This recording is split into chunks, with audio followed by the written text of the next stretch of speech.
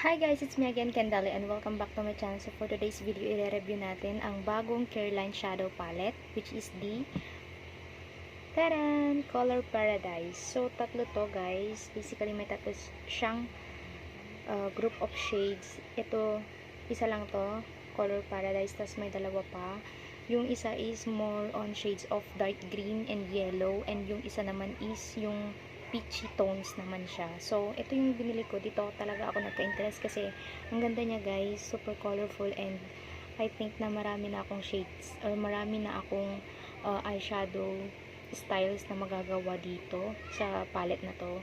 And this is 165 pesos guys. Binili ko siya nung May 4. So, dumating siya nung May 11. So, ito siya. Super handy niya. Sa packaging niya guys is super simple lang niya. Nakalagay siya sa plastic. Ayan, and transparent dito niya, and dito sa gitna, as you can see, is the Careline, yung brand niya, and then shadow palette, tapos yung shade na Color Paradise. Hindi makita, hindi mag-focus. Hindi talaga siya nagpo-focus guys, so never mind. And ayun lang, and then dito sa likod, as you can see, dito na naman, Careline Shadow Palette, Color Paradise, ganyan. Tapos, sabid niya dito, come up with beautiful looks every time with the Careline Shadow Palette. A range of buildable and blendable shades you can wear for every mood. And then, ingredients, tas yung batch number, and manufacturing date. So, na-manufacture siya noong October 2019. And then, this is paraben-free and cruelty-free. So, ayun lang guys. So, nakapag-base na ako, and nakapag-kilay. Nilagyan ko na rin ng concealer yung aking eyelids. Tignan natin kung ano yung makikreate nating look gamit ang eyeshadow na to. So, ang pinaka nagustuhan ko kasi, favorite ko kasi yung gantong color guys, yung green and tsaka mint green. And tignan natin kung gaano siya ka-pigmented, and yung kung gaano kaganda yung formula. So, basically, ang inuna kong swatch is yung yellow shade. So, inulit ko siyang i-swatch kasi hindi siya ganoon ka-pigmented. And uunahin ko yung 6 na nasa taas, yung matte shades. And then, secondly, na sinatch ko is yung orange. So, makikita nyo naman na pigmented na siya. And then, yung next is yung red tone.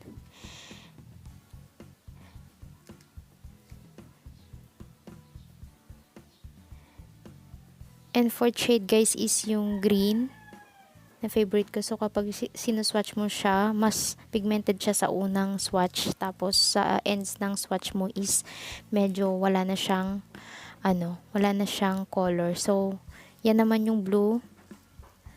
Parang dry lang yung formula niya guys. Pero okay naman. Tapos yung last is yung violet sa matte shades. And ng eyeshadow is mabango, para siyang may perfume, and meron siyang kasamang applicator. And next, puntan tayo sa may shimmer. Ang una kong swatch is yung parang peachy na rose na shimmer. Ayan, hindi siya masyadong kita, hindi siya masyadong pigmented. And next is yung yellow na shimmer na parang pwedeng gawing highlighter. And third one is yung bronzy na shimmer. And next is yung favorite ko, which is the mint green na shimmer. Maganda to guys kasi para siyang holographic effect. And next one is yung blue na shimmer. Ayan. So, perfect din ito. And lastly is yung purple or lavender na shimmer or metallic. So, ayan guys, ang perfect ng kulay. Yung naunang shimmer lang ang hindi masyadong kita, hindi masyadong pigmented. Pero so far, pwede sigurong i-build ito or i-blend ng maayos. So, ayun lang. Yung yellow and yung peachy na shimmer lang ang hindi masyadong pigmented. Pero pwedeng i-build up. So, ayun mga sis, nag-start na akong mag-apply ng aking eyeshadow. So, kumuha lang ako ng brown shade sa Play to Slay na palette ko kasi walang brown shade dun sa Color Paradise para warm up yung ating eyelids. Ayan, so ina-apply ko lang siya and biniblend ko lang siya ng maayos.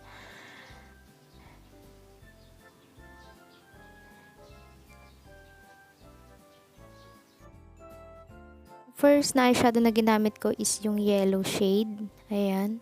Biniblend ko lang siya ng maayos sa aking outer crease para magkaroon siya ng subtle effect, and then para mas mag-blend in siya doon sa brown shade na ginamit ko na pang base. So, i-blend lang natin siya ng maayos, guys. As you can see, hindi masyadong ganoon ka-pigmented yung nilagay nating yellow shade. So, pinatungan ko pa siya ng yellow shade ulit para makuha natin yung desired na color or effect. So, okay na ang ating yellow shade. And then, next na gagamitin ko is yung orange na shade for my outer V. I-pick up ko lang ang orange shade gamit ang same brush na i-apply ko sa aking outer V. And i-blend out natin ng maayos para mas maganda yung kanyang effect. Ayan. Blend, blend, blend. Mostly sa outer V ko lang siya blend. And then do the same for the other eye. Blend, blend, blend.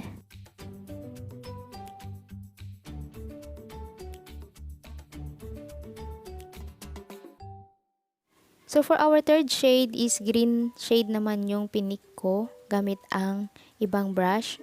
So, mas matigas tong brush na to, guys, para umayos yung ating eyeshadow sa ating inner crease. So, ayan, blend out ko lang siya ng maayos. Ayan, tapos na. And do the same to the other side.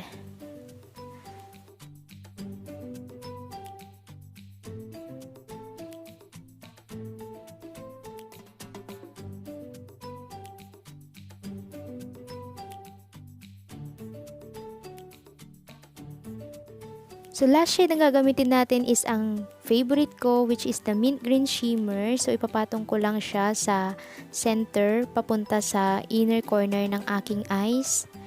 Pangit kanina yung pagkakalagay gamit ang brush kasi hindi niya napipick up or hindi napupunta sa aking eyes or sa aking eyelids yung shade. Kaya, yung finger ko na lang ang ginamit ko, guys, para maganda yung lapat nung shimmer sa aking eyelids. So, blend na natin. At gamit ko ang Careline's na eye brush. So, mix up ko lang yung yellow and orange na shade para ilagay ko sa baba ng aking eyes. Para mas magkaroon siya ng dramatic effect. And nilagyan ko rin siya ng green. Pinag-mix up ko lang silang tatlo. So, yung gamit kong brush is flat brush siya para mas hindi kumalat and mas maayos yung pagkalagay ng eyeshadow sa baba ng aking mata. So, do the same to the other side of your eyes.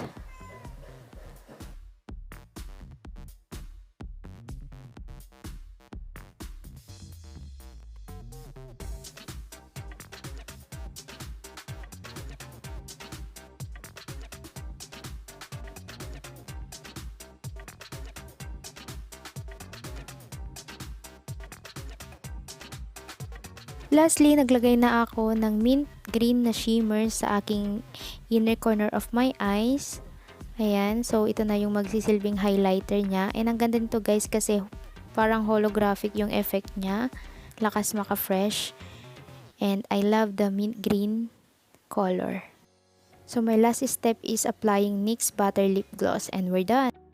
So, hi guys! Ako po ay muling nagbabalik and this is my swatches kanina, as you can see naman. So, napapansin ko lang na medyo patchy yung yung mga matte na eyeshadows. So, ayan. Pag ginaganyan mo siya, hindi siya yung masyadong blendable. Parang tumigas na siya sa aking skin. So, ayun lang. Medyo patchy yung kanyang formula. Hindi siya yung kaanong blendable talaga. So, kapag kagamit ka, huwag mong masyadong damihan and konti-kontihin mo lang. Ito sa Careline shadow palette na Color Paradise is sulit siya sa kanyang price na 165. Maliliit lang siya, kaya kapag gagamit ka ng malalaking brush, hindi siya masyadong or mahirap siyang kunin. Mahirap kunin yung product doon sa kanyang designated na lalagyan. So, pwede mong gamitin to, itong kasama niyang brush kapag wala ka pang mga brushes. Kung sinasabi ko kanina, hindi na ako bumili ng dream catcher and yung slumber party kasi yung slumber party is more on green or dark green na shades and yellow, and yung isa naman is more on purple and peachy tone. So ayun lang, ito yung naanahan talaga ako, nagandahan talaga ako kasi marami ka ng designs ng eyeshadow na mako-combine or may invent dyan. So ayun lang, kung beginner ka like me, pwede kang gumamit ng ganyan, pwede mo paglaruan ng palette na to and nakagawa ka na ng maraming designs ng eyeshadow. So ayun lang guys, thank you for watching this video and sana may natutuhan kayo. Like and share and hit the notification bell para update ka sa aking upload. Bye!